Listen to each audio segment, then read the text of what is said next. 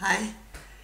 Jeg gør nu her et lille forsøg med at gennemgå en opgave, hvor jeg kan gemme som en video, og jeg har taget din opgave, Tommy, som et eksempel, fordi der kan jeg vise noget.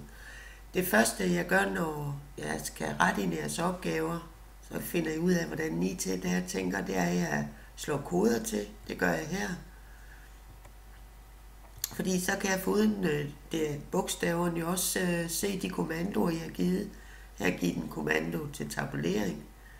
Her har Tommy skiftet linje. Her har vi et mellemrum. Det næste jeg gør, det er at få linealen vist. Den kan jeg slå til uden for videobilledet. Jeg bruger også lige vis her, der kan jeg også gøre det.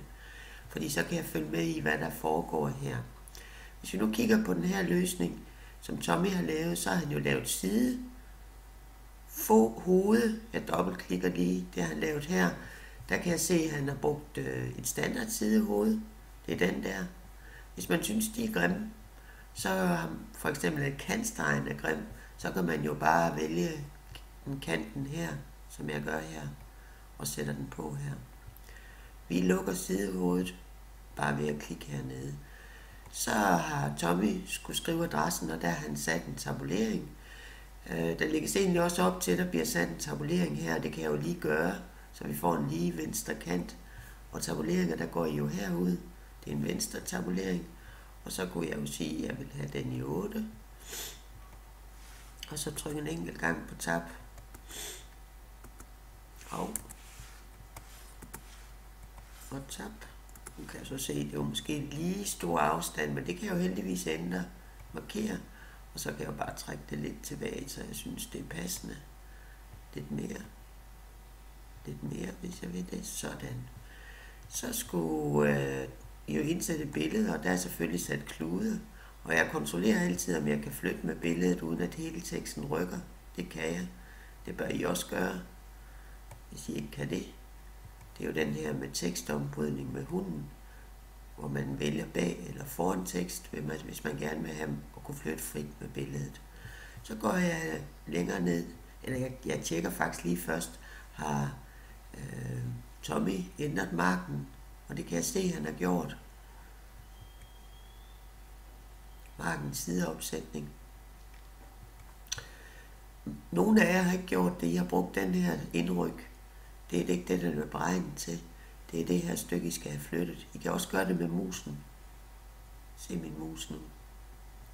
Så går jeg længere ned, og her ligger jo en dato, der skal til højre, og der er det måske vigtigt at huske, at alt i denne verden er ikke tabulering, som Tommy tror her.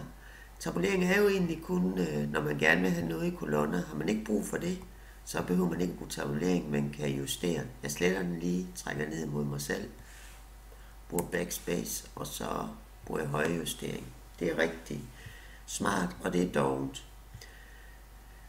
Kigger vi længere ned her på Tommys løsning, så har han lavet indryk for at få indrykket brevteksten. Husk at skrive deres, de med stort. Og så har han jo lavet en tabulering her, der er til at få tårer i øjnene af, så god er den. Her er sat en højre tabulering, og det gør man jo her. Vælger højre og klikker, hvor man gerne vil have en højre tabulering. Nu sletter jeg den lige igen. Fordi han vil gerne have den lige højre kant her ved tallene, og det vil han også have her. Og resten, det er bare venstre. Går vi længere ned. Vi ser så her en ting, der er lidt irriterende, man kan slå den fra. Den er sat til indstillingsmæssigt. Det kan I finde under her Word og Word indstillinger. Og skrive stort efter punktum. Det gider jeg ikke at have. Jeg vil bare have, så jeg retter lige til moms. Så har han lavet en punktopstilling i flere niveauer.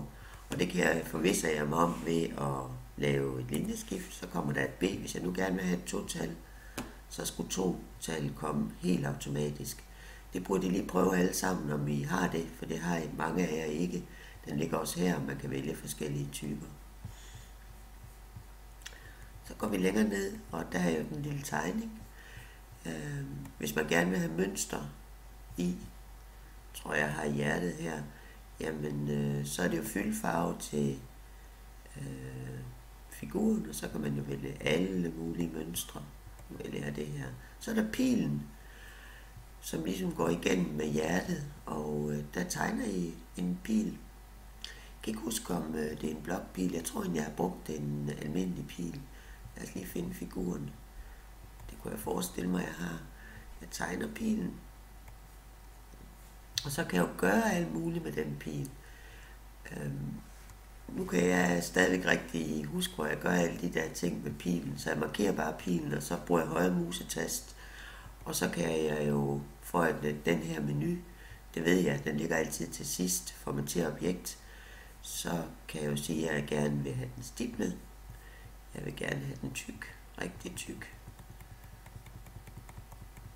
Og så skal startformen ikke være det, men den skal være den, og slutformen skal bare være en streg. Det vil sige, at jeg vender lige pilen. Hvordan må det se ud? Det ser sådan ud, og det vil sige, så ser det ud som om, at den går igennem hjertet.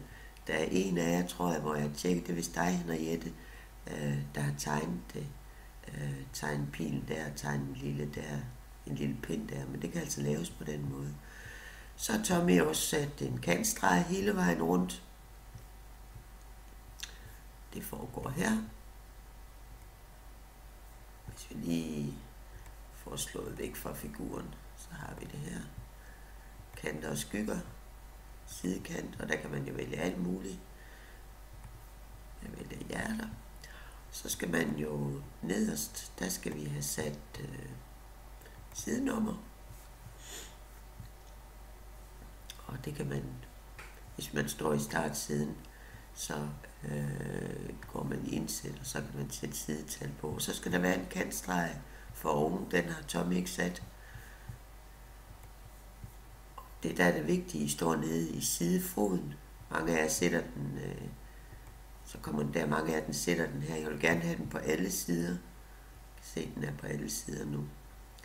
Nu skal det her brev jo kun fylde en side, så hvis I gerne vil have den væk, så gør ligesom mig, slå koderne til, og så kan I trykke på delete, og så indtil den er væk. Og nu kan jeg faktisk se den kantstreg, som Tommy har sat ind i selve dokumentet, hvor han tror, han sætter den i sidefoden, og den slår jeg jo bare væk ved at slå til og fra her. Og det var da vist det hele. Lad os lige kigge lidt mere på den. Nej, det er en nydelig opgave, Tommy har lavet. Slut.